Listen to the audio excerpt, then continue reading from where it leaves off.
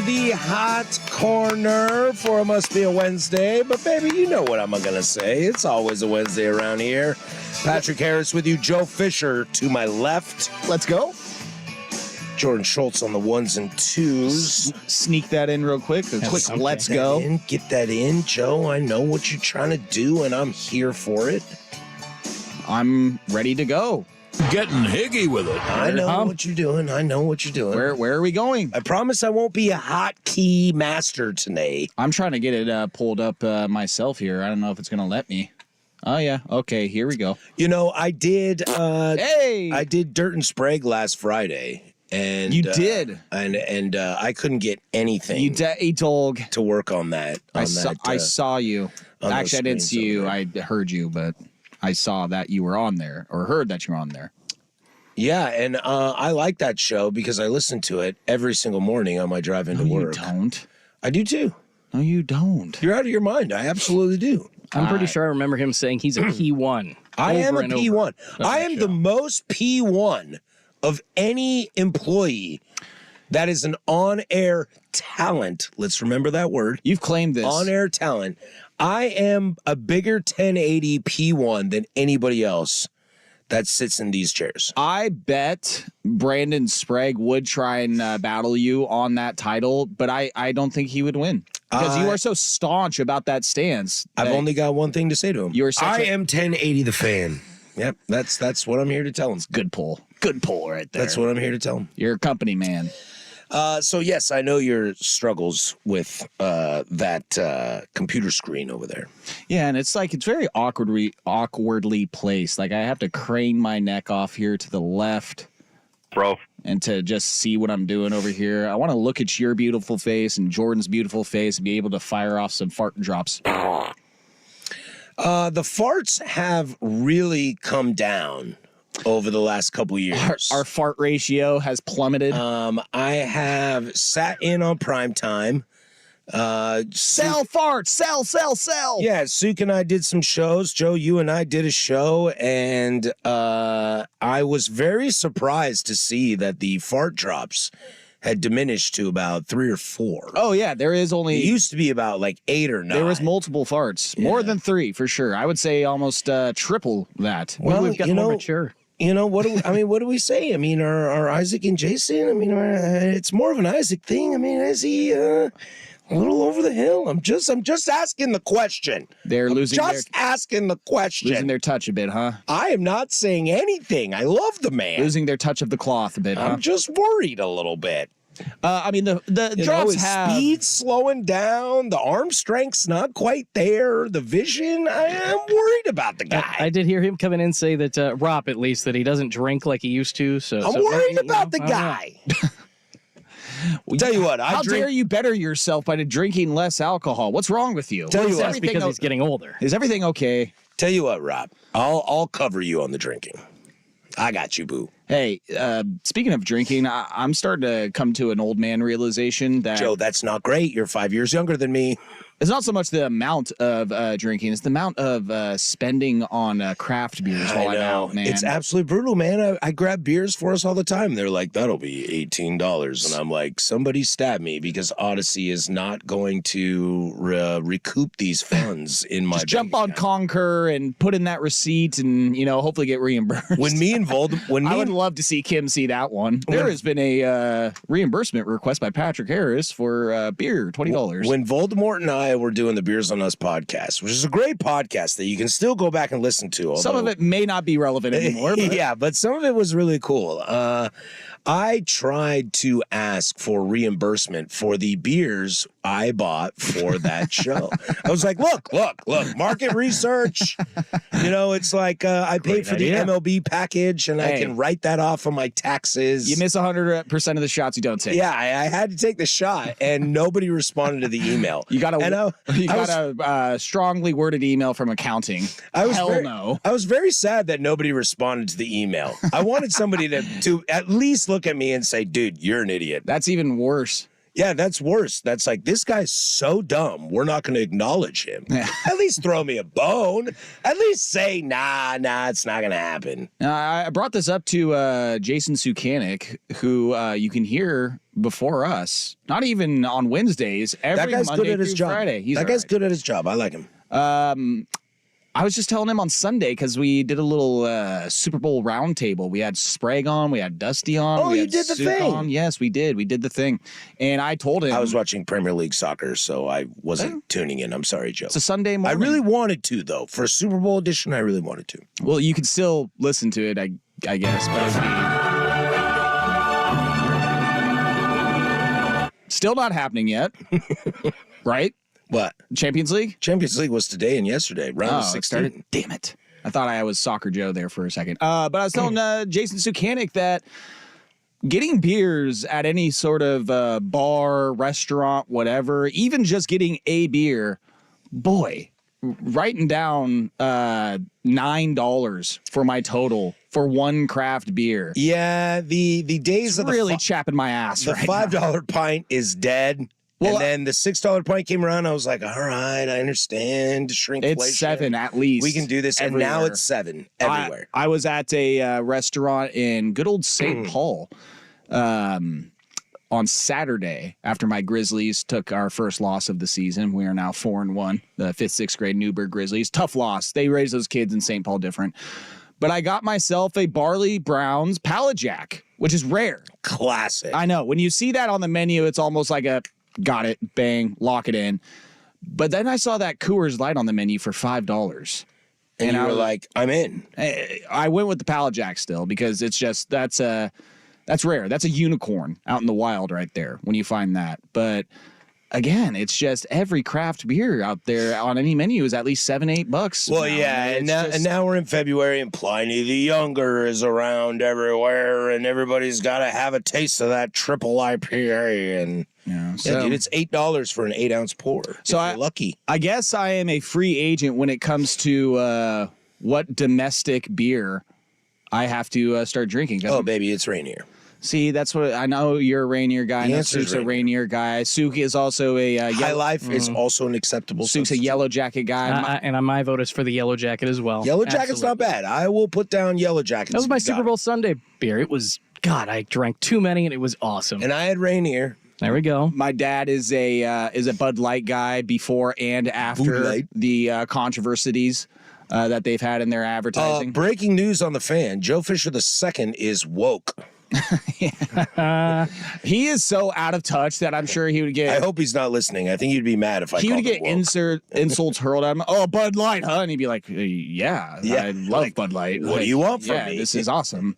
That man, I've seen him go from, I believe it was Milwaukee's best. Ooh, the Beast. Ooh. yeah, Beast. that was what I was Why really do we do this all the time? We're always talking about light beer on this program. Milwaukee's best ice. Next week, I'm coming in with Rainier. He went Milwaukee's best, and I think I'm getting the chronological order wrong. It might have been Milwaukee's best, then it was Natty Ice, Dang, dude, that's like and then he had some respect for himself, and he was like, that's all right, like I'll get Bud Light. 17-year-old Patrick was on the Beast, and then he went to the ice because it was like, well, life's better on the ice. Yeah, that hangover. My God. One of the first Spanish words I ever learned was cerveza, because my dad would tell me, hey, go to the garage and grab you a cerveza, will ya?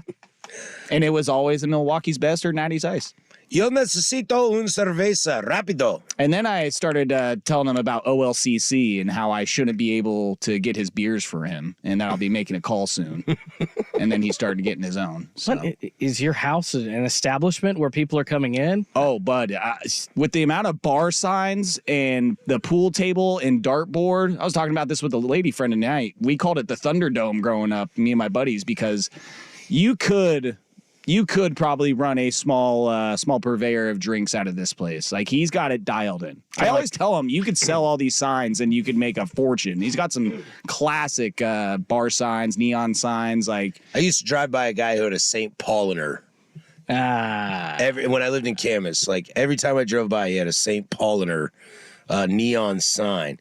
And then one day, a giant flag that said, "Let's go, Brandon." And I was like, ooh, I'm out of here.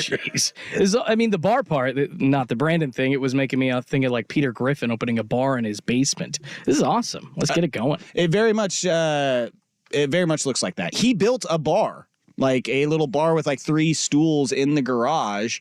And fun fact, he actually had 3 movie theater seats from the Lake Twin Theater Oh, I love it. in the garage. You know, as I well. love the Lake Twin. Those came from the Twalton house to the Sherwood house. For the Those, second time tonight, shout out Joe Fisher II. yeah, he still has those. The garage is not as cool anymore, though. There's just a lot of crap all over it.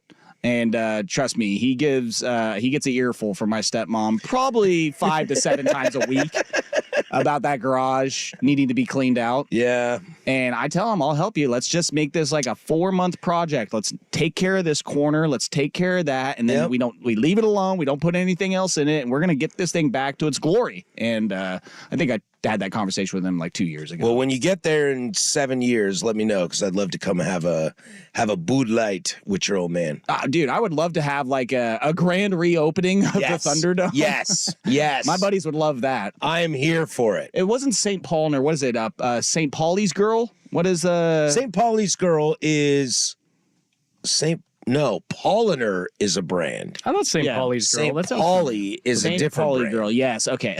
And then there's the girl. So it's St. Pauli is the brewery, but there's St. Pauli the girl. Germany's fun-loving beer. The reason I know I mean, about she's a hot. Oh, she is. She's hot. She's well endowed. The reason I know about she might be the best hot that's never changed in 100 years. I know about St. Pauli because of my dad having a St. Pauli sign in yeah. the garage. Oh yeah. And I would just stare at it and stare at it Yeah, Michael Scott. and stare at it. And if people left the garage, it was like you're looking around and you're kind of like, yeah, I'll join you guys back inside in a minute. Hey, Just, give me about 2 minutes, guys. Give me 2 the minutes. glow of electric sex in the garage. Oakley Dokley. Well, we got a show for you tonight. We are a baseball show, and we're slowly transitioning back into baseball as things are going. But I have no idea what we're going to do today when it comes to baseball. We'll have fair or foul at the bottom of the 8 o'clock hour.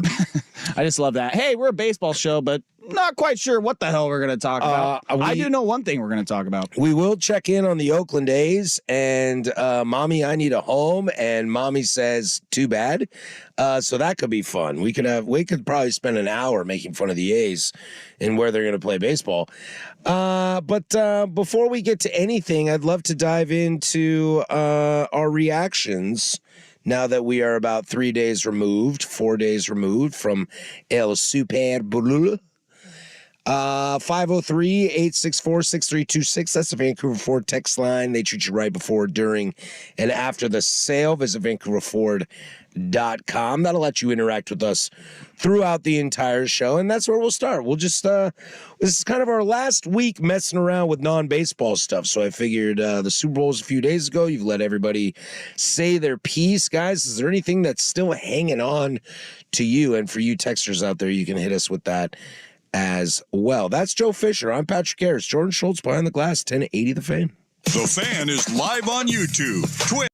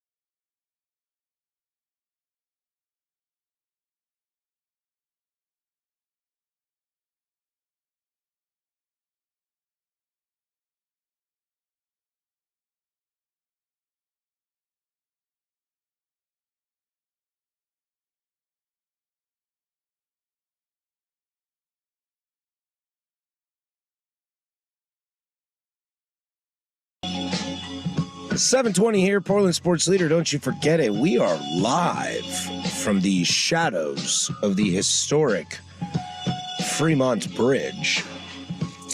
Again, coming up, fair or foul at the bottom of the 8 o'clock hour. We will get into some baseball. It's kind of our last show to kind of mess around. And Joe, I'll start with this before we really dive in to our feelings on the game. How was your Sunday event? You did football Sunday here. Yes. And then you left. What did you settle on as your Super Bowl fiesta?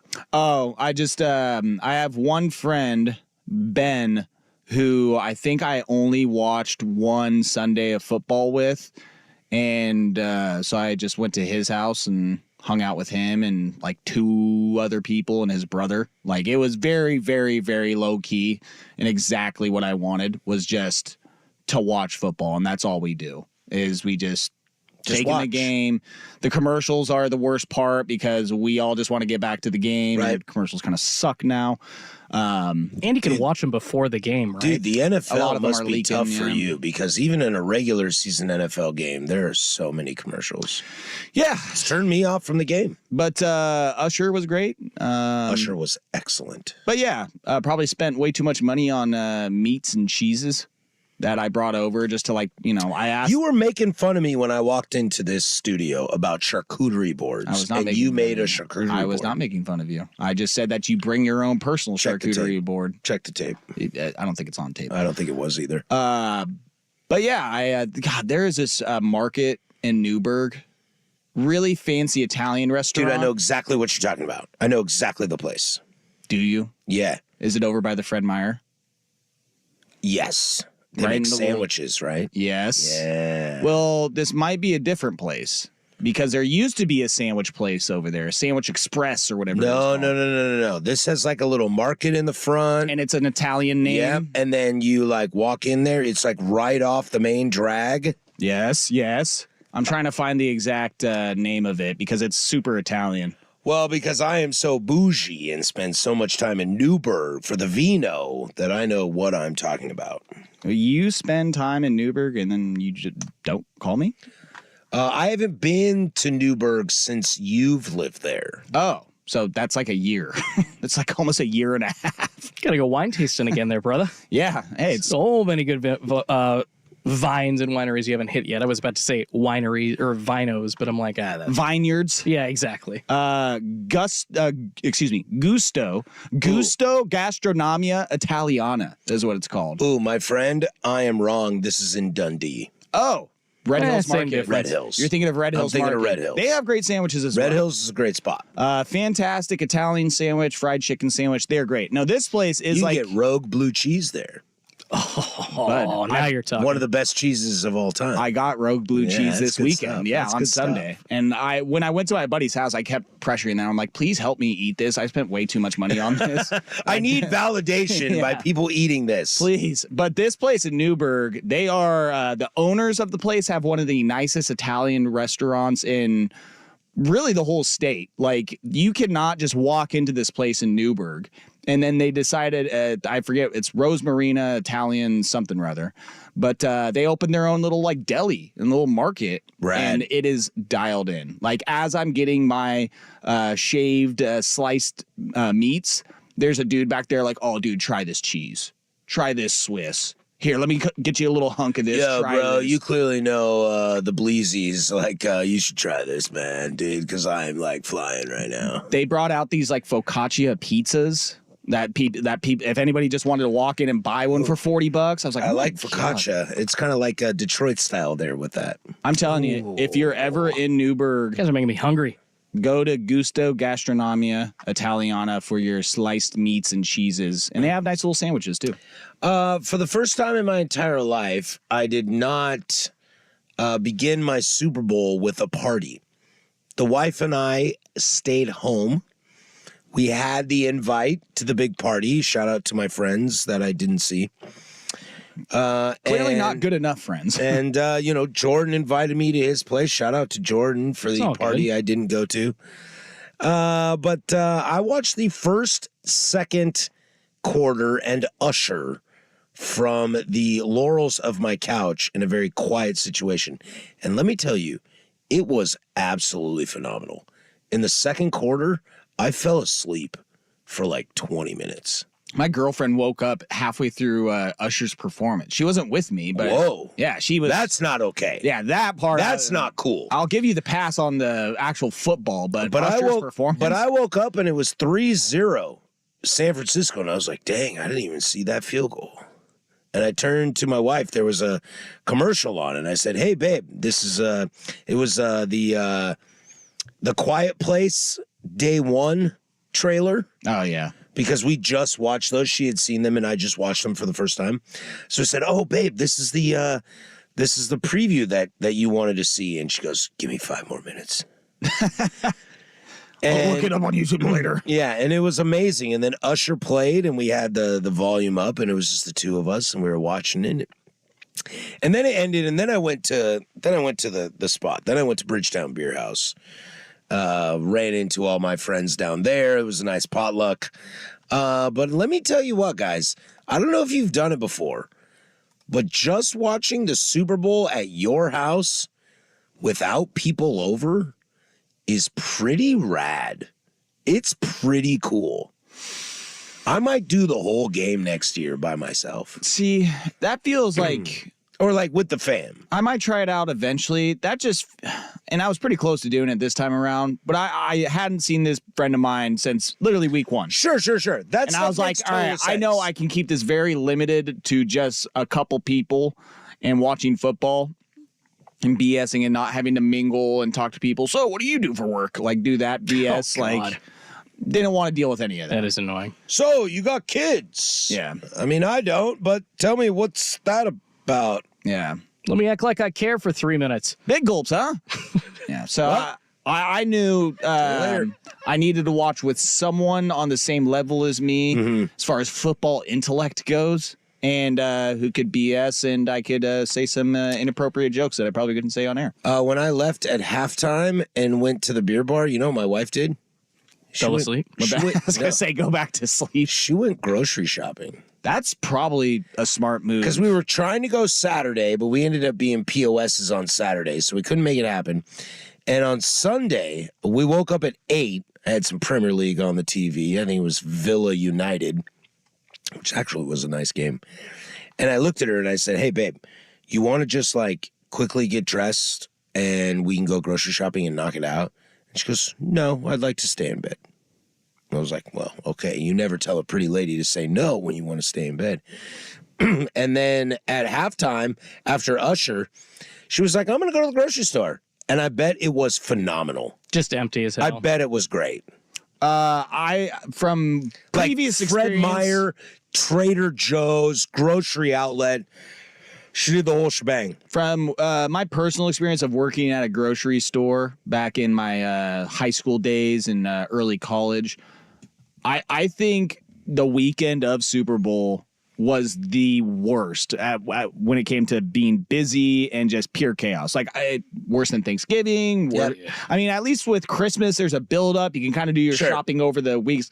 That weekend itself was hell. Well, especially Saturday. Like it was just like, if you're gonna grill, you know, if you want to do wings or you want to do ribs, you can't buy the ribs 3 weeks before. Yeah. I mean, you could freeze them, but that's a nightmare. You need to properly thaw your meat, as you hear Dirt say on this station. Or don't even thaw it; just get it fresh and ready to rumble. That's true. See, I did the meat it was a pork shoulder. I did that a couple of weeks before, but then all of the other fixins I got probably Friday, Saturday. I had to go get a Velveeta run done like late Saturday night at Target because I wanted to do some chorizo queso. Realized I have no Velveeta. Ooh, chorizo queso. It was bomb. Next time I throw a party, I will have the same queso dip out. Just so make a batch when you get back home from your vacation. Oh, go all Kevin Malone. Bring in a batch for us, just us. I bought some store-made salsa and chopped up 2 jalapenos. And put it in that. And then I ate some chips and salsa. And then I fell asleep. It was just glorious, dude. That does sound fantastic. No dishes. There was a knife and a cutting board. That was it. Well, congrats. Sound like a nice little Super Bowl Sunday. I know, I'm winning. For having 10 people over, I think my wife and I cleaned up pretty quick. Yeah. Pretty good. Yeah. I'd say, half an hour? Like the food or just cleaning up? Like Everything. I mean, the dishes were done half an hour after people left. Cleaning up my wife takes a little more than 10 minutes if you catch my drift. I was too many yellow jackets in to do that. That was a bad move. That was a bad move. Hey, you get some whiskey with me. I'm basically a porn star. Tequila only. What up? I do have a mustache. You can find that on YouTube /1080 AM The Fan. Or Twitch. All right, when we come back, let's get into the game a little bit. Was there anything you kind of noticed while you were watching the game? As we've talked about defensive issues, we've talked about overtime, we've talked about all the stuff that went into how the Chiefs and Mahomes inevitably won that Super Bowl.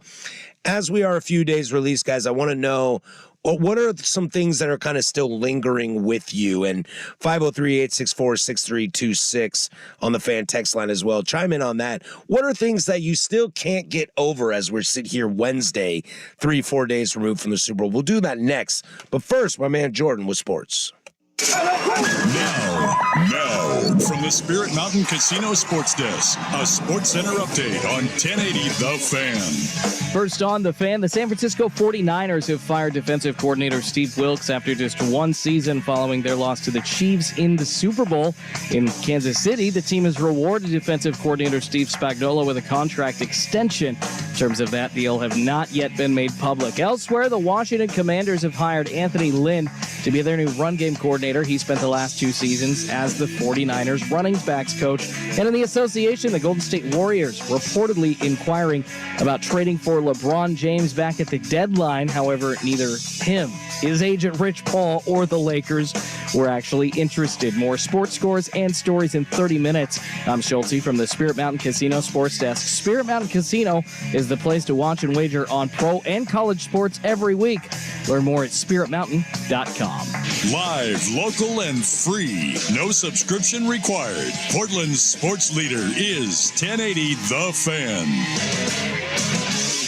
Wilco's Farm Show Days sale is here with savings every week in February. Visit farmstore.com to see when each department's discounts go live and get ready to save all month long during Farm Show Days only at Wilco. I'm Leif, owner of Leif's Auto Collision Centers. The law gives you the right to have your vehicle repaired anywhere you want. So why do so many insurers break Oregon law by insisting you use their discount shops? Answer: by contracting with cheap body shops to secretly use imitation parts and cut repair quality, insurers bank more profits at your expense. You have a choice who repairs your vehicle. Choose Leif's. For 33 years, we've always put your safety and your vehicle value first. Leif's, the finest in collision repair. Prescriptions require an online consultation with a healthcare provider who will determine if appropriate. Restrictions apply. See website for details and important safety information. Subscription required. Price varies based on product and subscription plan. Hey guys, did you know there's a generic form of Viagra that works just the same, but is 95% cheaper? And you can get it online? Just go to hims.com/joy. Through Hims, you'll get a free medical consultation, discreet shipping if prescribed, a 100% online process, and trusted generic alternatives to the name brands at up to 95% off. That's right. Get generic for Viagra, the same active ingredient as brand name Viagra, but for 95% less. It's the same medication, still prescribed by a licensed medical provider, but with zero copay, no expensive appointments, and no awkward face-to-face conversations. To start your free online visit, you need to go to this exclusive address, hims.com/joy. That's hims.com/joy for your free online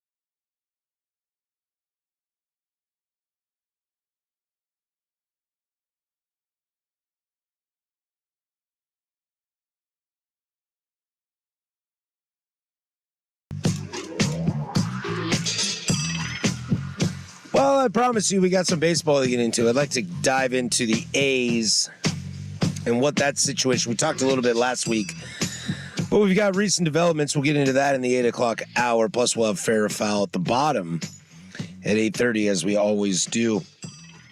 But this being kind of our last show here of kind of messing around before we really dive into our all heart and soul that is Major League Baseball. I wanted to, we're kind of fallout, so it's interesting. So I am a P1. I listen to sports radio all the time. Dude, we get it, all right? And I was kind of burned out this morning a little bit in people still talking about the NFL, the Super Bowl. Like, can you believe that they went for it on 4th down? Can you believe that there was a field goal blocked? Can you believe the overtime rules? Extra point was blocked. X point, sorry. Can you believe the overtime, et cetera, et cetera? And those are all valid points. I'm not trashing my colleagues. Hey, Monday morning quarterbacks were perfect passer rating, 158.3 out there, buddy. But here we sit at Wednesday, a couple days removed. We start looking at the drafts coming up. We start looking at the next season and the early predictions, et cetera, et cetera. Joe, is there anything that's remaining from the Super Bowl that you are still kind of not necessarily chapped about, but something that you're still kind of like, I haven't heard a good reason or felt a good reason as to why X happened? Well, I'm just looking at the game. You watch it in real time, and then you start to look at, replay it in your head and watch some of the highlights. And what really it comes down to is I feel like the 49ers lost this a little bit more than the Chiefs winning it. Oh, really? Yeah, I feel like they played a little scared in the second half. I felt that the biggest factor going into this game was Christian McCaffrey and being able to just run him, and they gave him 22 carries, but he probably should have finished with 30, at least 30 plus. What killed me is, and I looked the numbers up on this, is that towards, overtime? They're on the Kansas City 9, and it's a 3rd and 4, right? I heard Suit going off about this and many people going off about it, and I agree, is that, like, you don't believe that you can give Christian McCaffrey the ball on 2 straight run plays and get 4 yards? Out of his 22 carries in the game, 15 of them went for at least 4 yards or more. So to say that you don't believe in this team to get that first down with running the ball, and then when you do pass the ball, you're letting dudes come into the backfield unblocked, and you're letting McDuffie tip a pass. You're letting Chris Jones, your best defensive player, come in untouched, and you're trying to run like a play action, pull in the center. Like, again, you're getting a little too cute here, and just play football. And I know it's easier said than done, and you're trying to, again, outthink the room, I guess is what it is. But I feel like that's always been Shanahan's problem, is that in these moments when things are elevated and they're not blowing teams out, and they're clearly not the better team, and it's more evenly matched, is that he kind of gets in his own way and shoots himself in the foot. And again, just give McCaffrey the damn ball. Like, they were able to get 4 yards, 8 yards, 11 yards, 4 yards. I know he fumbled in the first quarter, but the trend stayed. But that's negated when Kansas City fumbles. You're kind of like, okay, we're even now. And also, for a guy that fumbled twice all year, you really think he's going to fumble a second time in the Super Bowl? Like, no, I think he's going to be covering that rock, especially in the most important part of the game in overtime. Like, it's playing weak in my mind. Like, go win the game. Go put a touchdown. And I understand Kansas City has a chance to match it, but I'd rather them have to match my touchdown than have to match a field goal. And say what you want about the whole coin flip, what you should do in overtime with the overtime rules. And it's a very weird thing saying we want the ball third. I think I heard on Danny and Dusty that that's basically even from the analytics department. Yeah, I mean, like, I don't know which way I sway. Like, personally, I think it is with these overtime rules. You want the ball second, so you know exactly what you have to do. But I would argue that I want the ball first because if I score a touchdown and you score a touchdown, then I get the first opportunity to win. And that's what Kyle Shanahan was saying is I want the ball third because then at that point it's sudden death. It doesn't matter who scores next at that point, whether it's us scoring a touchdown on a pass or throwing a field goal, pick six, whatever happens, the next team who scores, it's sudden death. So I guess I get that mentality, but when you get to that point at the 9-yard line, I mean, go for it. You have 2 plays to try and get 4 yards, and even if you don't get it, you're pinning Kansas City at the 9-yard line, the 8-yard line. Like, this is it's the Catalina wine mixer. Yeah, go for it. I think you're spot on with McCaffrey that it's almost like, wait, did we not learn anything from the Baltimore game?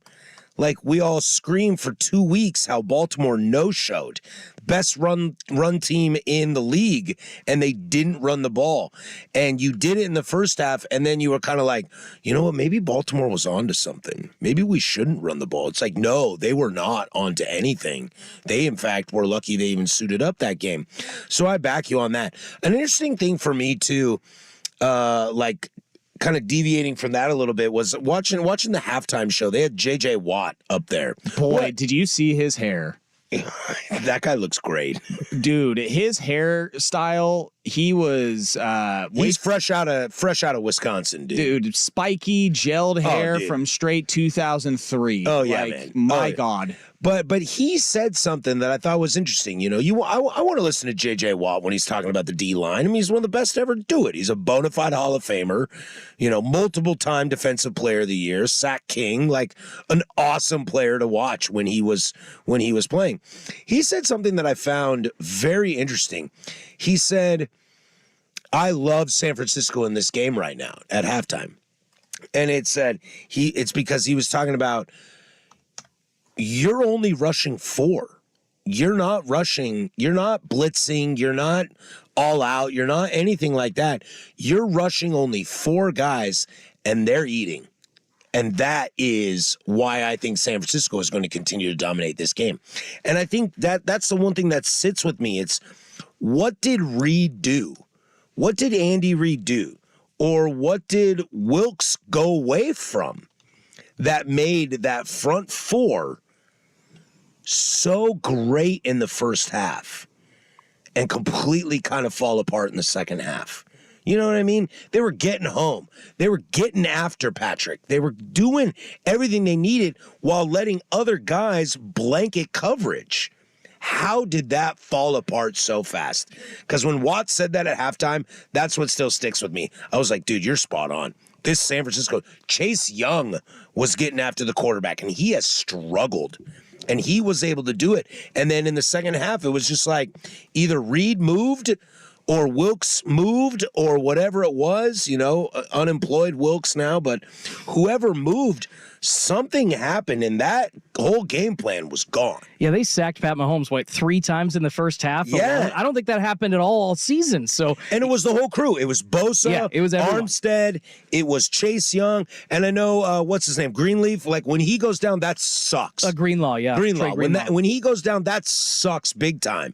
But what you were doing was working. Yeah, that first half was an absolute S show for Kansas City's offensive line. San Francisco got him at every turn, and it seemed like Kansas City was trying to run on giving the ball a little bit more to Pacheco if they could, maybe check down to the run as opposed to just let Pat Mahomes go off. And so in the second half, I think Andy Reid just said, you know what, Pat, do what you do. We're going to let you go, throw the ball, go run, do whatever the hell you want to do as opposed to coming in with maybe it think Harbaugh could learn that with Lamar Jackson? That's just kind of go in the second half, make an adjustment. It seemed like Andy Reid was ready to make that adjustment. And as far as San Francisco goes, I got a huge problem. I know you guys are kind of like whatever on the overtime thing. I got a huge problem with their lack of preparation for that, because you hear Kansas City, as smart, as hungry as they were, ready to go for that situation. Well, I think that's part of it. San Francisco wasn't. I think that's part of it, is that Kansas City was so ready that there was nothing San Francisco could tell you that would let you believe they were as ready as they were. But again, I'm slamming meats and cheeses, and I even knew the overtime rule. That's true. I am a casual NFL fan, and I know the rule. I was reading I'm those sitting like there. a month I'm ago. sitting there thinking, like,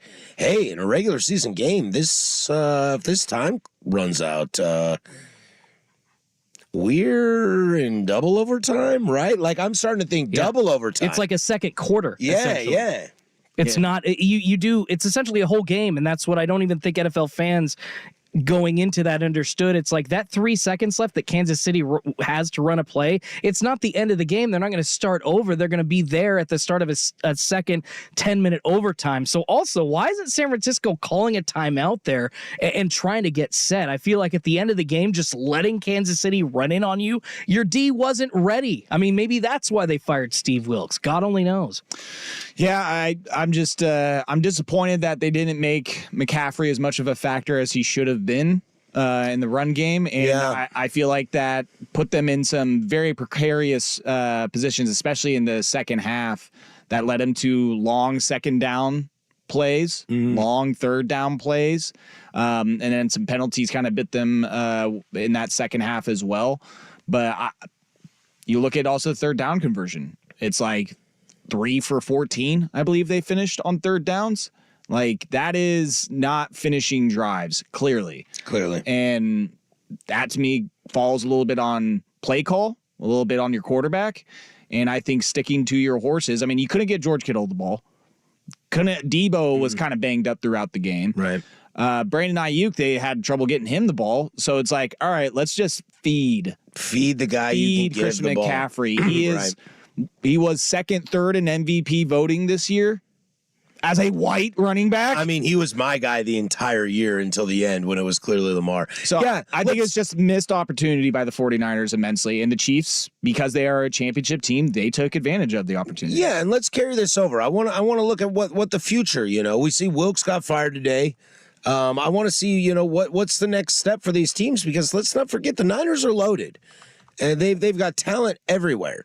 And the Chiefs are going to be just the Chiefs is how we're going to do this. I got some nice comments on the YouTube stream that I'd like to read, plus the Vancouver Ford text line, 503-864-6326. When we come back, what does the future look like for both of these teams? And then we'll spend the 8 o'clock hour talking about some baseball. This is the Hot Corner, Portland Sports Leader, 1080 The Fan.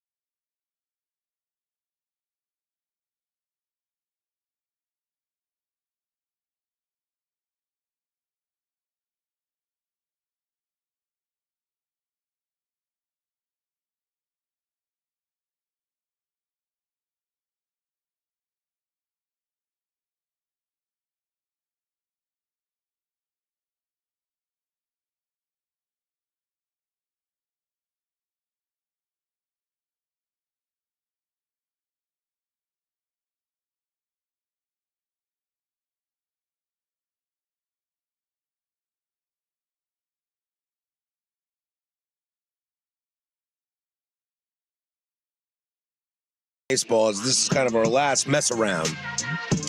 You know, the mess around. Right before we get into the nitty-gritty as pitchers and catchers are reporting. Then we go balls to the wall. Balls to the walls. We'll have some previews. We'll look at divisions. We'll kind of break it down like we always do. And Is that a baseball saying or a sexual saying? what? Balls to the wall. I don't think it's Both? either. Yeah, I think it checks both the boxes. I mean, it checks both the boxes, but Double I don't entendre, babe. know. I don't know where it came from. Are you looking it up? Because I was about to do that. Don't. Not on the work computer, guys. Maybe on your phones. I'm just kidding. It looks like it's first attested in the 1960s in the context of aviation in reference to ball-shaped grips on an aircraft's engine's control. Okay, I guess you got it. But where does the Joe, walls I just wanted to follow with you there. It's your dude. You got it. I just wanted to read the same thing you were reading. Read along, class. Well, that makes sense. Balls to the wall. Pushing these balls to the walls to put the engine at maximum power. Like pedal to the metal, but just aviation terms. Drop it like it's hot. That's Snoop Dogg. I don't know if that's an aviation. Hot.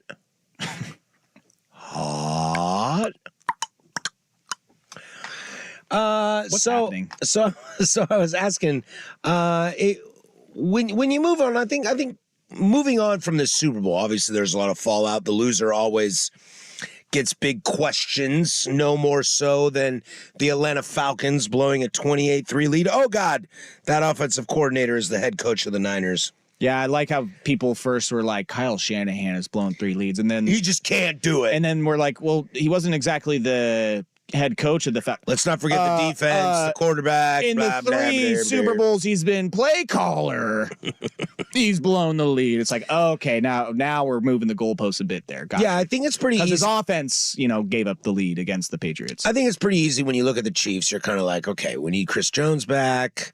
We could use some more weapons on the offensive side, but for the most part, we love our coaching staff.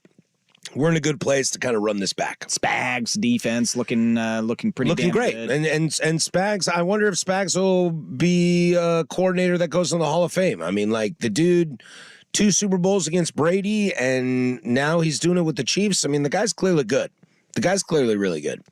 So I think the Chiefs are pretty self-explanatory on what they do going forward. The Niners are what's fascinating. I mean, Wilkes gets canned, and I love this comment from former Seattle Mariner and Baltimore Oriole legend Adam Jones that just talking Wilkes got turfed because the 49ers needed someone to sell out. And that's the truth.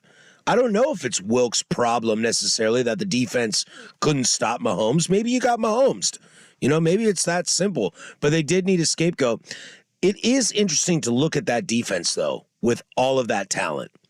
And if that talent can't stop Mahomes, can any talent stop him? Like, if you're the Niners, where do you go from here? I don't know where you go. I think we're all in agreement that Purdy is solid. Purdy's a great quarterback to have. He's great in that system, and he works. That offense has guys everywhere. You're going to have to pay Ayuk, so that's something you got to deal with. First team in NFL history that had a running back, 2 receivers, and a tight end with over 1,000 scrimmage yards in a season. That's insane. How do you improve from that? What is it, if you're San Francisco, that you have to do? Because I'm hearing people say, oh, well, next year I heard Swag this morning on Dirt and Sprague talking about the Packers are his NFC team next year. Oh, where do the Cowboys lie in this? Well, do the Eagles bounce back? Don't get me started on Cowboys. Where do the Lions go? Like, the NFC has guys, but I still think the Niners are still poised to be the top of that class, yet we're all ready to bury them like it's over. Well, let's not get it twisted. I mean, they literally lost to the Chiefs in overtime, by 3 points. So they're right there. It's a matter of if the coaching staff can make the right choices when the games matter. And they did kind of prove that in the playoffs. But when you're going against Patrick Mahomes and Andy Reid and that team, you have to be buttoned up. Like, Dan Campbell might have saved you a little bit in that NFC championship game, right? The Packers inexperience, that might have saved you a little bit in that game, right? but you're going up against a championship caliber team, coach, roster like the Chiefs. You do not have the chance to make errors and play a B+ game. You have to be on your P's and Q's, dot your I's, cross your T's. Every letter in the alphabet needs to be perfect. And whether they get this chance or not, this is why Rashad and I were saying for weeks, like, if they don't win this Super Bowl, like, what the hell do you do? Like, when do the... And that's what I'm asking, yeah. Listen, I do not like the 49ers, all right? I'm not a huge fan of their fan base, and I'm not a huge fan of how they haven't been able to close out the season with the Super Bowl with the success they're your rival. They're your rival. Well, not really, because that rivalry is pretty one-sided right now. Touche. And just the fact that they haven't been able to close it out. Like, you've gotten that close so many times over the last 11, 12 years with different coaches, obviously, but, like, to do all this talking and to have that roster and to be able to get there so many times and not finish it off, at a certain point, it's like... Can't be the talent. It's like, how much better are you than the rest of it? You're like, oh, yeah, participation trophy, hang the banner for the NFC Conference champion. Like, get it done eventually. Again, like, if Shanahan's at the helm and they go back next year and they don't win it, like, how many times are That's what I'm going to ask. That's insanity, right? What's the leash on Shanahan? 2 years? Again, I mean, I don't know what the Bills did. I mean, if he gets fired, he gets snatched up instantly. I wasn't alive for the first part of the Bills run in the late 80s, early 90s. What have you. But, like, at a certain point, you got to look at the coaching staff like, okay, you guys clearly can't get this done. Like, we need to change things up. This roster needs... I mean, you see it happen in the NBA, which, again, I know, completely different sport. Right, but I know what you mean. Of course, but there are teams that can't get there. They get close. They're right there. They have good talent, and they get knocked down in the second round, the conference finals, the NBA. Like, at some point, the rubber has to meet the road with the staff, and the message will fall stale at some point. I mean, that's what I think is wrong with the Cowboys right now. Like, how many 12-5 seasons with playoff exits can you have before... Cool, McCarthy, you got there, and then you blow it. Yeah, like, if I'm in that locker room, I am tuning out McCarthy the rest of this, like, the entire season next year, and just, like, having these side conversations to my players, to my the guys on my team, like, let's go get this done for us. Like, screw this coaching staff. Like... What he's saying now falls on deaf ears because he can't even call an offensive game correctly when it matters most. So obviously this team is stacked. They have a great roster. They were right there. They almost had it. They had missed opportunities. And I hate to do the whole, well, we'll see, but we really do have to wait and see for next year with the 49ers and see what happens. Is there injuries? Is there just a fall off in performance altogether? Who do they hire at defensive coordinator? The defense really wasn't that bad. I agree with Adam Jones on the YouTube line. I think Wilkes was a bit of a scapegoat. Yeah, I think so too. Season on the defense didn't end the way that you wanted it, but it was pretty damn stout throughout the entire year.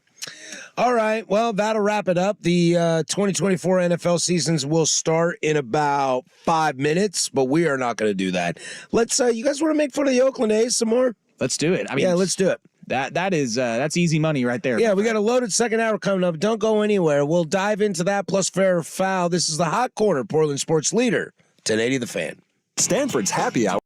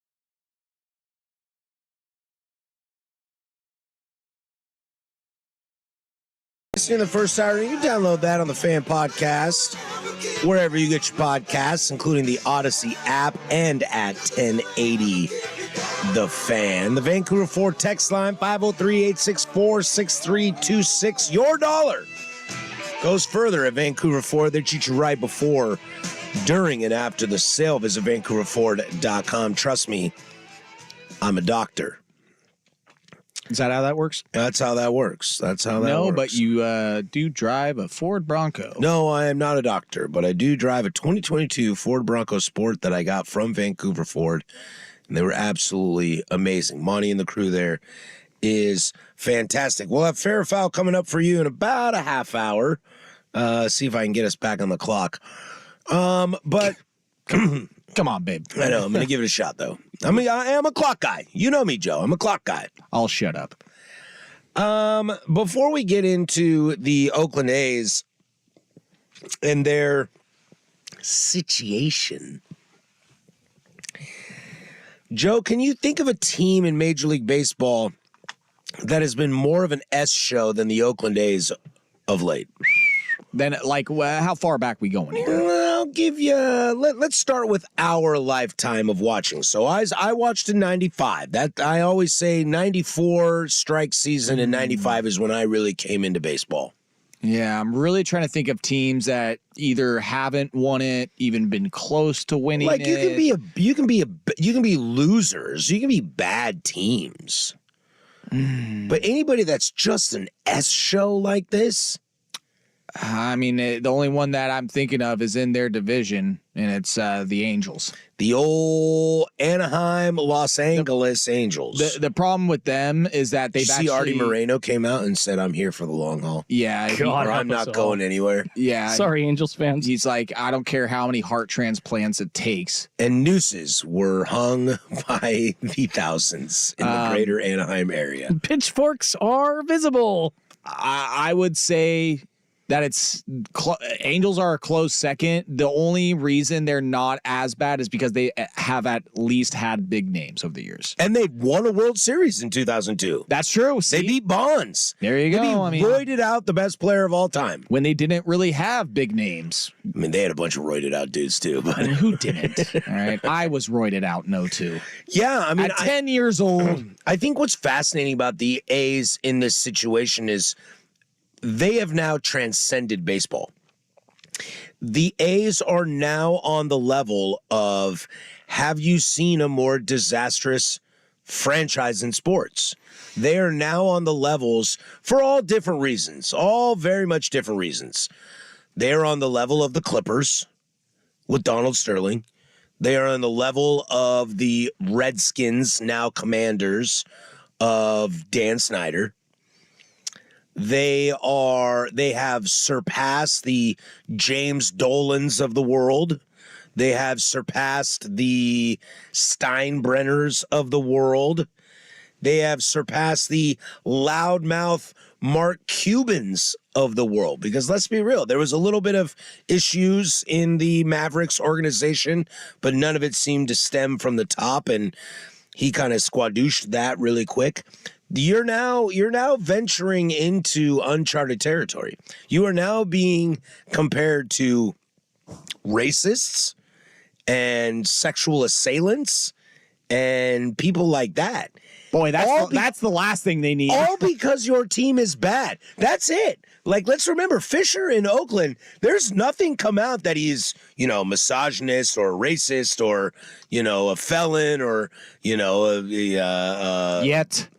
Insider trading. There's nothing like Murderer, that. no bad stuff. Yeah, you are literally you are bringing your franchise to the precipice of terrible simply because you're terrible. Gosh, I remember ESPN. Like, at least Donald Sterling is racist. ESPN I'm magazine. joking. That's not okay. That's an easy But you know one. what I mean? Like, That makes us Donald hate you Sterling is easily. racist, and you're like, oh, okay, well, yeah, let's get rid of them. Dan Snyder creates terrible culture. Oh, okay, well, let's get rid And of it's him. probably racist as well. Probably. But you are literally in that category just because you're bad at your job. Yeah. How bad can you be at your job to get to that point? I remember ESPN magazine was a thing one time. It was a thing. I was a subscriber. My sweet, sweet grandma Donna, she always upped my subscription. My grandma every year. always upped my subscription every year, too. I saw the coolest Alex Rodriguez thing I'd ever seen in my life from that magazine, and I talk about it to this day. Was it him half naked? No, it was Or him. fully naked? No, it was like a centerfold, which is funny that you mentioned naked. It was a centerfold about his swing. You just, whoa. I know. Whoa. Look at that. I had it on my Look wall. at that bat. I had it on my wall. It was about his swing and how each tick of his swing, what that meant for his contact. It was brilliant because A-Rod is the best juiced player of all time. But ESPN magazine, they used to do this like official rankings every year of the worst franchises in all 4 major sports. And I wish there was that rolling ranking I'd love to see it right now. to see like who is it. And like, quite frankly, hockey, NHL, sorry, we can probably exclude you off that No, list. the Phoenix Coyotes would probably be pretty high on that list. That's what I'm saying is I feel That's like a disaster there. they would Piss their always fans off a lot. They would always They be play at Arizona State University. they probably bottom of that list. Hey, Arizona State hockey is pretty solid, okay? I think. I don't know. Don't quote me on that. At least they have a Scrimmages hockey rink. against an NHL team every At day. least they have a hockey stadium. But I would love to see that rolling list. The Vancouver Ford text line chimed in. They said that their Pirates don't fare much better. Yeah, but I would argue O'Neal Cruz, Brian Reynolds. Yeah, but that's in they're the now. signing some guys. Like, we're thinking about over the last 20, 30 years, like the Pirates had a couple fun little wild card Hey, runs. there's a reason I don't cheer for the Indians anymore. Paul Dolan is brutal. So, I mean, but when you look at it in totality of all franchises, and I mean, like I'm thinking NBA, I mean, the Charlotte Hornets have been just a mess. The Charlotte Bobcats, whatever iteration true. of an NBA team in Charlotte, they've been an embarrassment for the last 20 years as well. That's true. But I think just like stepping in it this much all the time and embarrassing yourself, your fan base, your team. I mean, the A's, it has to be them. Yeah. I think in baseball, the only thing you can harp back to is maybe like Marge Schott of the Reds or something bad like that that. old Nazi? Yeah, something bad like that. I mean, I don't know if I've ever heard any Artie refer to Artie- a Nazi as a good old Nazi. Artie Moreno's not a bad I said comp. that old Nazi. But I thought you said a good old Nazi, like yeah, classic Nazi there. But Yeah. yes, clearly a Nazi. Artie Moreno's not far off, but he's got a that team's won a World Series. He doesn't. He bought it the next year. But that team has a World Series, and they got Mike Trout, and they had Shohei Ohtani, and they're not, let me tell you this, they're not leaving their city. So that's what I want to get into now. And he's got an evil mustache too. He does. I hope I have an evil mustache when I'm his age and his money. When we come back, can you imagine big timing your partner and then all of a sudden realizing you don't have a place to sleep? That's where the A's are now. We'll do that next. It's 8:16, Portland Sports Leader, 1080 The Fan.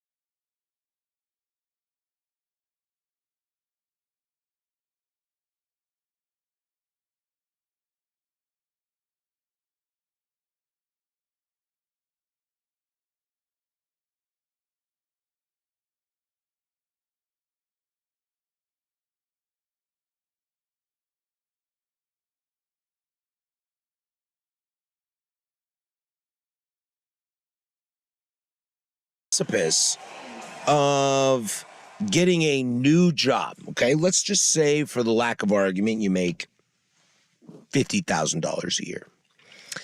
You are now having conversations with people about moving from that $50,000 a year job to a $300,000 a year job, right? Pretty important, right? Everybody's dream. Pretty big. My dream. I'm trying to live it right now. I totally get it. But what happens when you ditch your girlfriend? Because you're like, hey, baby, that was fun, but you ain't hot enough for $300,000 a year. And now you have to, now the $300,000 a year job ain't looking so good, and you need a place to stay. Well, if the girlfriend was the city of Portland, we would say, like, go somewhere else that's better than here. Make sure to heal yourself. You deserve it. You deserve to be a champion somewhere else than our city because we don't deserve nice things. I wish you nothing but the best. Sorry. Well, the Oakland A's are trying to move to Las Vegas, and it sounds like they'll have a stadium in 2028, although the mayor isn't jazzed about it. Where is the question? The Oakland A's have now gone back to the Coliseum in Oakland, asking if they can renew their lease to play in the stadium. And my friends, I know that any other city in America, you say, yeah, of course, we want the revenue, we like the market, etc. You can still play here. Guys, I think the chances that the Coliseum says no are huge. Tear that bad boy down, sell the land, and just wash your hands. Are they going to allow the feral cats to vote on this decision? And you get to tell the Oakland A's, no, you can't play here. Was it a possum also that showed up in their stadium? The possum was living in the stadium and came out during a game in the radio broadcast booth. I would just love if the email that they send back to John Fisher when they're asking this question is like the demolition video of the stadium just getting blown up to bits. Or it's just GFY, sincerely, the Coliseum. I'm not going to say I can't believe that I saw this headline, but I can. Oh, I can. I can. This story just keeps going. Dude, it's like, you have got to be effing kidding me. Like, you guys are, again, and this goes back to, like, you have to be the worst run franchise in all the sports. Like, well, you got ahead of yourself. You thought, yeah. You thought like anybody. Oh, I own a major sports team. I can dictate it however I want. Let's remember, the Sonics had the number 2 pick in the draft. And the next year, they had like the number 4 pick in the draft. They weren't good. And their owners were like, we're moving to OKC. Like, they flexed that. They were like, this team sucks. Stadium's a dump. We're out of here. Well, the OKC. And they were able to make it happen. OKC showed that they were actually a viable fan base because when the Hornets had to go play there during Hurricane Katrina, they showed up and they're like, hell, all right, this seems pretty cool. And it seems like they want a team here. All right. Exactly. There was thought into it that the new owners of the Sonics were like, yeah, we're out of here. We can make this work. Can I actually, that's a great point that you bring up, Joe, because not only were they looking at moving cities, but I believe the NBA owned the Hornets at that time. Yeah. So why, I mean, there's standards in like college football, for instance, for how many seats you have to have in like the FBS division. I am shocked that MLB does not have the same set of standards that they're holding all 30 owners to, because the A's have not been set to a standard for 3 decades. Well, let's remember, the NFL stepped in and basically, okay, they may not have done it publicly, but they basically told Snyder, you got to go. I mean, there's no way that Snyder just woke up one day and decided he was going to sell his team. No, there had to have been some pressure. The NBA literally came out on television, and Adam Silver, in the biggest moment of his career, said Donald Sterling is banned for life. And force that. Major League Baseball is never going to do that. It's too many old white boys, too much old money. They're never going to do that, which is why Oakland still gets away with this. The real question is, if the Coliseum says no, what's Oakland going to do? You going to play in AAA ballparks? I got a buddy of mine, Bruce, that I work with. He had the great idea. He thought that the A's should be a traveling AAA show, that they just travel the country and play in AAA stadiums. Like the Savannah Bananas. So, like the Savannah Bananas. So it's like the Oakland A's are here tonight in Decorah, Iowa, playing the New York Yankees in a 4,000-person stadium.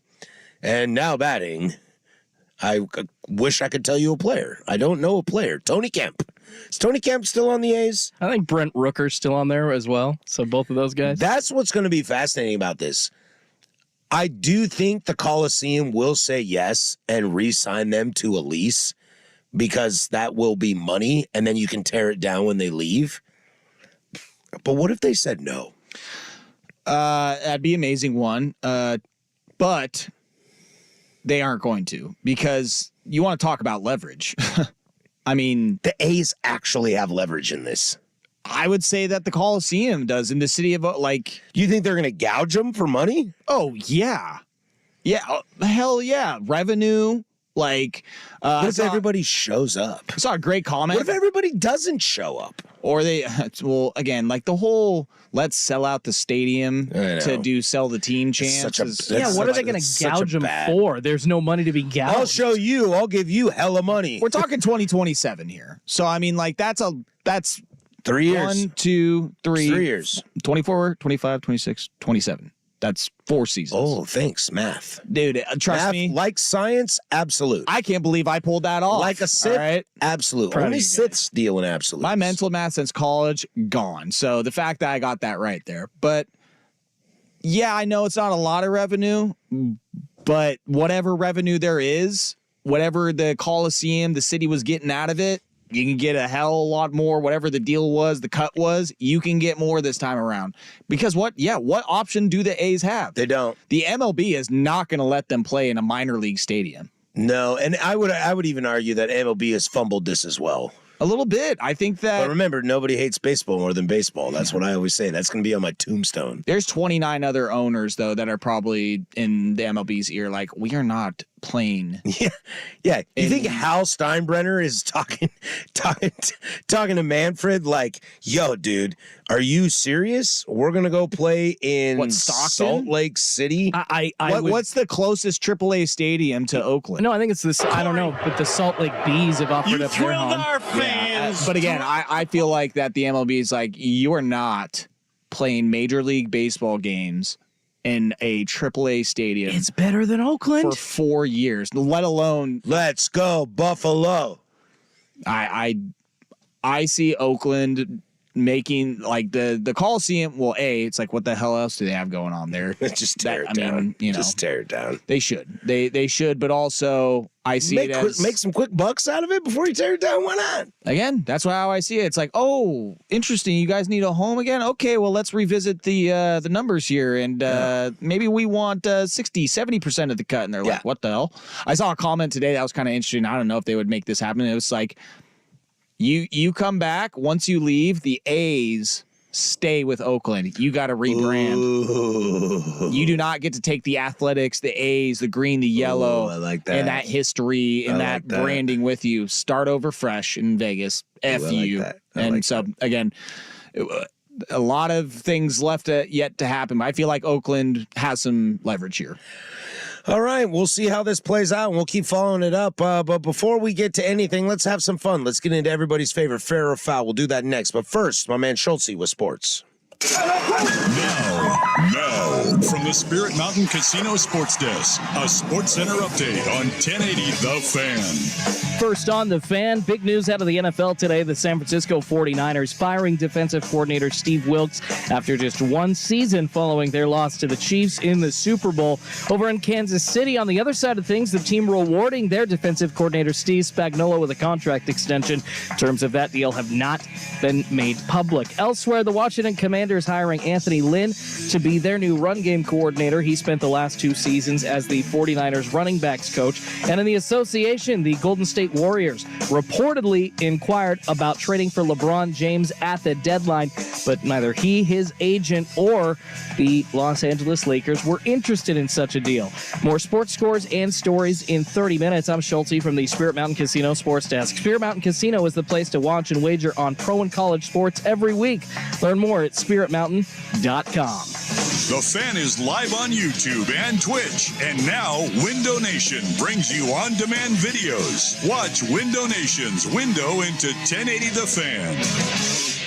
Are you ready for Valentine's Day? Visit Shane Company for a last-minute gift that won't feel last minute. We have the largest selection of fine jewelry in every price range. From on-trend necklaces with colorful gemstones to classic diamond earrings, every piece is lovingly crafted and backed by our free lifetime warranty. We'll help you find the perfect gift, and it will look like you've been planning for months. P.S. They'll never know you waited until the last minute. Give a Valentine's Day gift that was made to shine. Shane Company. Fine jewelry since 1929. Hey, it's Isaac. I'm a low-key house geek. I love style, design, and maximizing space. And to me, one element of any home that can make all the difference in its look, feel, and functionality, windows. And right now, Window Nation is offering 50% off all window styles. Massive savings, but I get it. It's an investment, so also consider 0 down, 0 interest, and no payments for 24 months. Plus, you'll get a free Nest thermostat with the purchase of a house of windows. Windows are clutch. You need good ones, and these guys are the experts. WindowNation.com or call 866-90-NATION. Hey, it's Suk. And guys, for those of you with a full head of hair, congratulations. Studies show that one of the most attractive physical features is a full head of hair. And it sucks to be me, because you know what the least attractive? Well, hair loss. And some say that no amount of cars or houses or success can make up for balding, as it leaves the greatest lasting impression. But it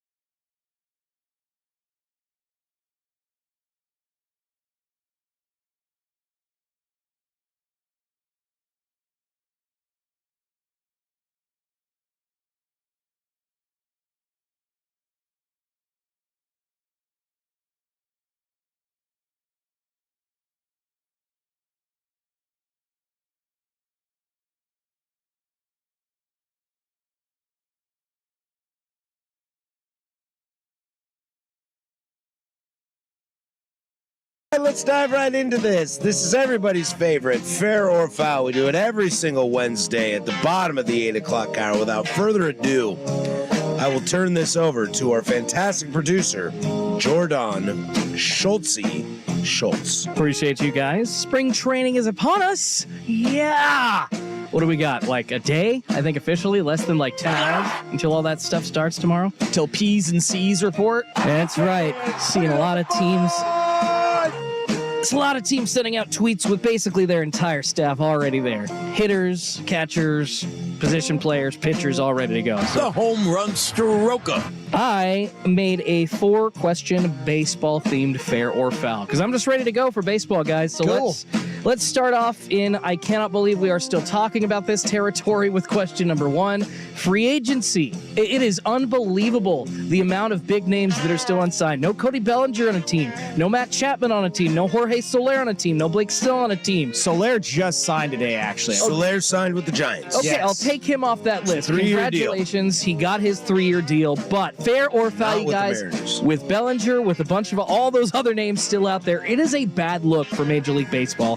Fair or foul, it's a bad look if big free agent names remain unsigned after spring training starts. Fair or foul?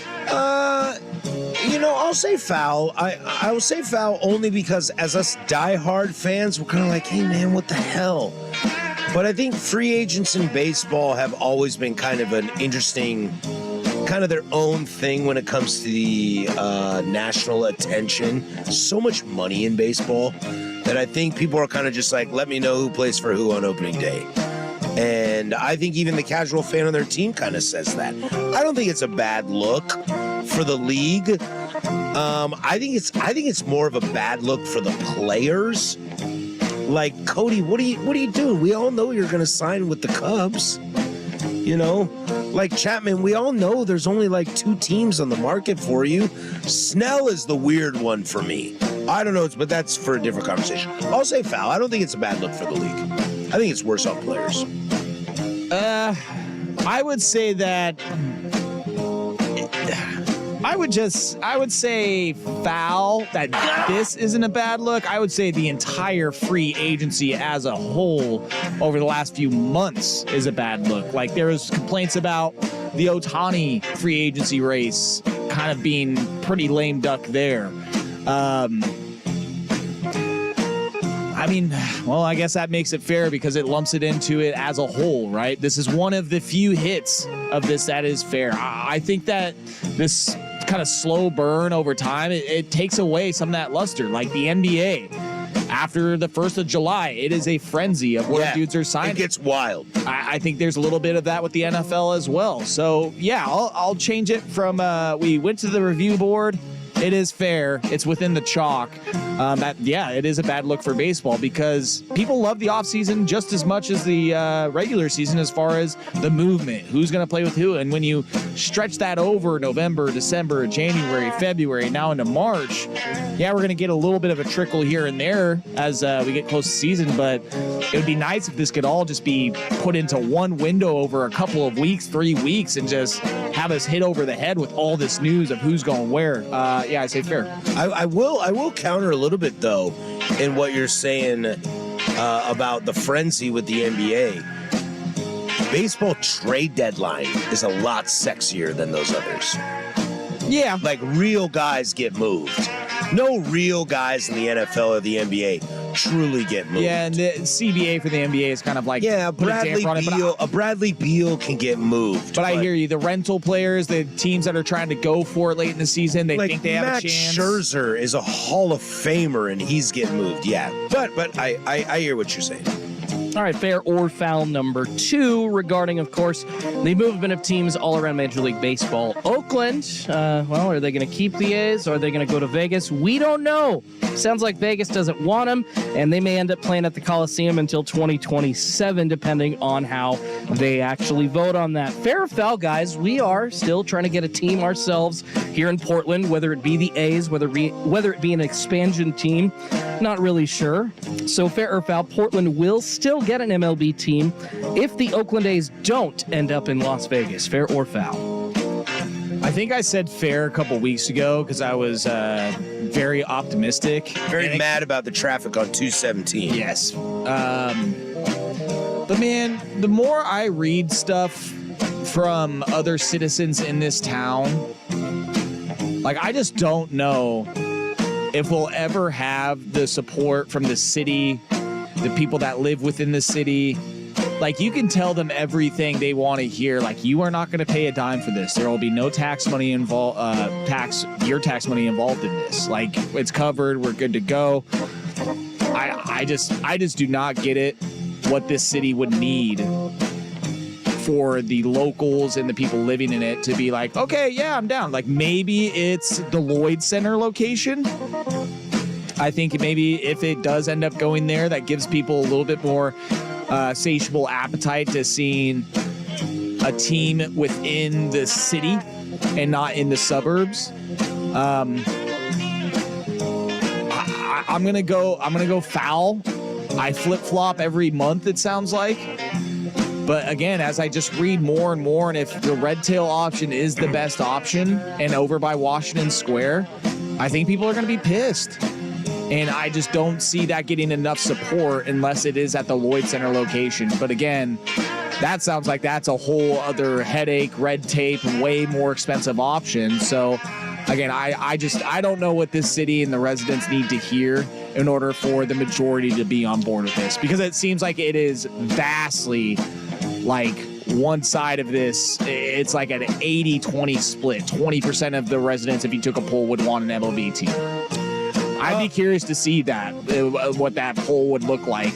Do you want a team in Portland, or if a team was at Washington Square, the stadium, would you be okay with that? Because I just don't know at this point. It seems all negative. I'm the opposite of Joe. Yeah, I'm gonna go with fair. Yeah, baby, let's go. I don't care where they build it. Just build it somewhere. I'm taking the kids to Disneyland this summer, and the Angels are not playing. Just missed the Mariners in Anaheim while we're there, which would have been really rad. But the Red Sox are in town to play the Doyers, and I was thinking about taking the clan up to go see a game. It's a 35-minute drive to Chavez Ravine with no traffic. Okay? So let's put that into perspective in Portland. It's the same kind of situation. I mean, LA traffic is worse than here. And I guarantee you there are people from Anaheim driving to Chavez Ravine. Sign me up. I don't care what 217 looks like. You think I-5 at the Moda Center, if a baseball stadium's at the Lloyd Center, is going to be a good idea? It's a bad idea for the Blazers, and we suck. Okay? The traffic, no matter where it goes, is gonna be bad. So I don't want to hear that. Yes, fair. Baseball will come to Portland. The Diamond Project will get a stadium built. I don't care where they do it, and Major League Baseball will bring it, because I don't see Salt Lake City making a bid to make a stadium. I don't see the A's going to play there.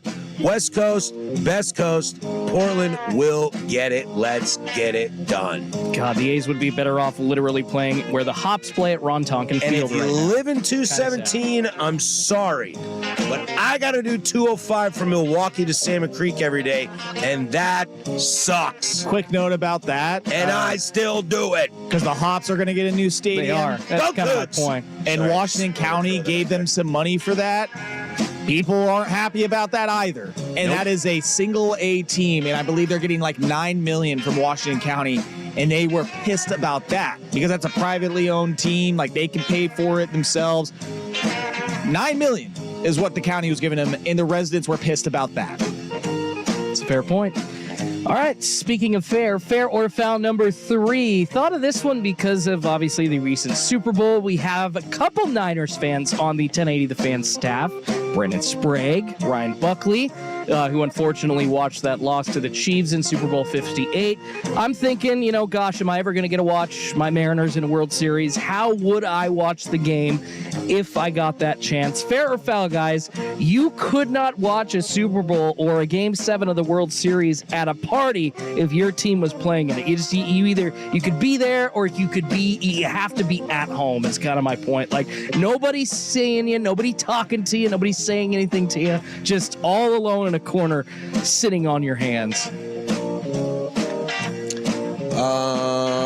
Wow. This is maybe the most gut-wrenching fair or foul question I've ever been asked. Really? Yeah, because I'm about to walk you down some stuff. All right, let's go. This ain't gonna feel good.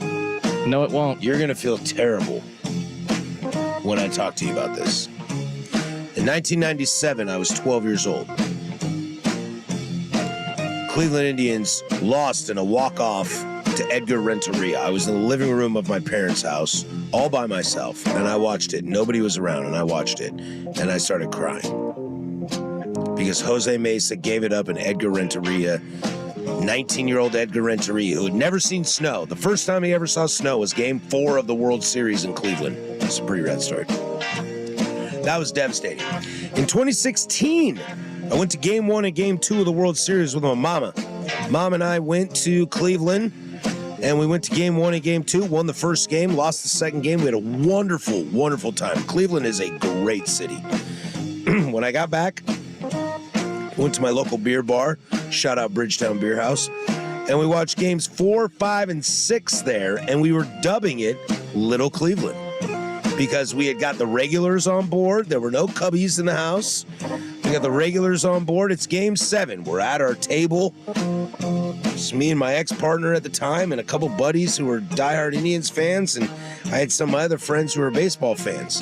And we're ready. We're watching this game, and it's amazing. And in the 8th inning, all of a sudden, out of nowhere, a bunch of Cubs fans rolled in off the streets. 9th inning happens. Rajai Davis ties the game. Hey, then there's a rain delay. Then Ben Zobrist hits a double. Cubs go up. Game's over. They win the World Series. And I just sit there in my bar that I had set up, that I had my people. The bartenders are all on my game. I think I was getting free beers all night. Not at Bridgetown. They would never give out free beers. Getting free beers all night. And I had to watch Cubs fans celebrate. I had a guy cry on my shoulders that the Cubs won a World Series. I don't care where I am. It's not happy. Foul. I don't remember the question. Foul. Rephrase the question for my. Fair foul. You couldn't watch. So I think your answer is technically fair. You couldn't watch a Super Bowl or Game 7 of the World Series at a party if your team was playing in it. So Nope. Patrick, But I have. You are, but could you now? Fair or foul? Yeah, because I'm broken inside. I'll go one for. I'll hit the first one foul, and that's the Orioles. I probably could watch that just to see them in that environment. Sure, I'd watch and it. see them lose. Yes, I'd be crushed, but I would be happy that they got there. I've said this. I said on Sunday, could not watch the Cowboys in a Super Bowl with people. Sprague's onto something there. Would not be Sprague's able to do onto it. something there. I don't know how I would react, and that's obviously something I have not witnessed and been a part of ever. And if I was, it was at the age of 6, and I don't have memories for that. So I got two I'm a different man than I was at the age of 6. I got 2 Game 7s under my belt. One at 12 and one at 34. 31. 31? It's 2016. I'm in 85, 31. None of them are easy. They all suck. All right. That's Fair or Foul. We do it every single Wednesday at the bottom of the 8 o'clock hour. When we come back, we'll wrap this bad boy up. Hot Corner, today the Fan. The Seahawks come up short of the playoffs.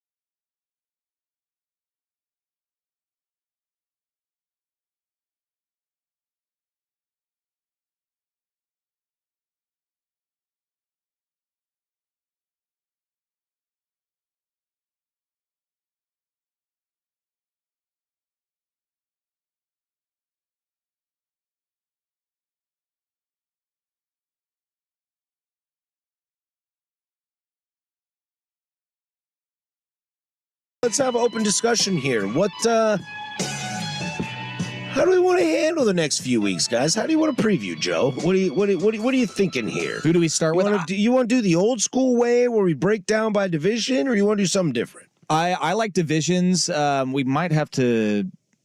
We'll see if we have to abbreviate things. I'm going to be out likely on the 28th. Jordan's going to be out next week. I like always finishing with the West. I know. We do too. I do Closer to the season. We've always done it.